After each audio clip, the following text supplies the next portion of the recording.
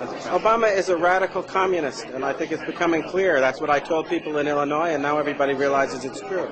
He is going to destroy this country, and we're either going to stop him, or the United States of America is going to cease to exist. Is there any... Do you still hold regrets against not having long enough time to debate against President Obama? I don't have any regrets. I went into Illinois. People told me at the time I didn't stand much of a chance of winning. The idea was to bear a true witness. The man is an abomination.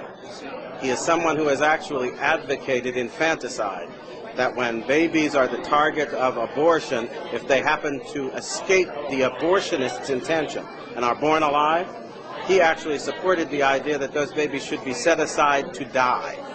That is a man with such a seared conscience, I can't even understand why anybody in their right mind would consider him worthy of political support. That's a violation of conscience that is inconceivable. And even some of the most hardline pro-abortion people in America rejected that abomination, and he did not. So what does tonight mean when President Obama is President of the United States? How does he? Tonight play a role? That's another question. Is he President of the United States? According to the Constitution, in order to be eligible for president, you have to be a natural-born citizen. He has refused to provide proof that he is, in fact, a natural-born citizen. And his Kenyan relations say that he was born in Nairobi at a time when his mother was too young to transmit U.S. citizenship. So I'm not even sure he's President of the United States. No, that's not a laughing matter. Neither are many of our military people now who are going to court to ask the question, do we have to obey a man who is not qualified under the Constitution? We're in the midst of the greatest crisis this nation has ever seen. And if we don't stop laughing about it and deal with it, we're going to find ourselves in the midst of chaos, confusion, and civil war. It's time we started acting like grown-ups.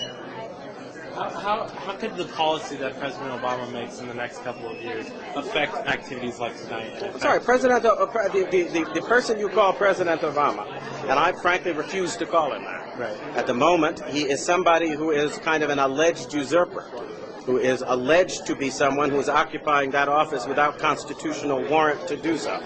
And he's rushing forward with ideas like destroying our borders, an amnesty bill that will actually have the American taxpayer footing the bill for illegals to come to this country to live, to get housing, and to get everything they want.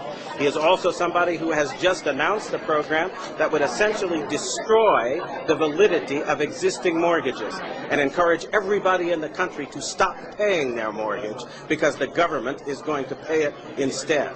This is insanity. It's as if we have put insane children and adolescents in charge of our government. And I think we need to ask simple questions. A couple of years ago, we were arguing over every penny in the United States budget, and it was quite clear we didn't have enough money to go around. Well, somebody asked me where we came up with $2 trillion in the course of the last 6 months. Did we wish for it out of the air? Have people gone mad in this country? You don't have that money. We are claiming that a bankrupt government can save a bankrupt banking system. Explain to me how that happens, because I think that's impossible. And the fact that we have just elected an individual who may or may not be qualified, and he presents silly ideas like this and says, let's move forward now, and we're all acting like the laws of economics have been repealed, and we can actually afford to foot the bill with money nobody's got. This is insane. It's got to lead to the collapse of our economy, and it's going to.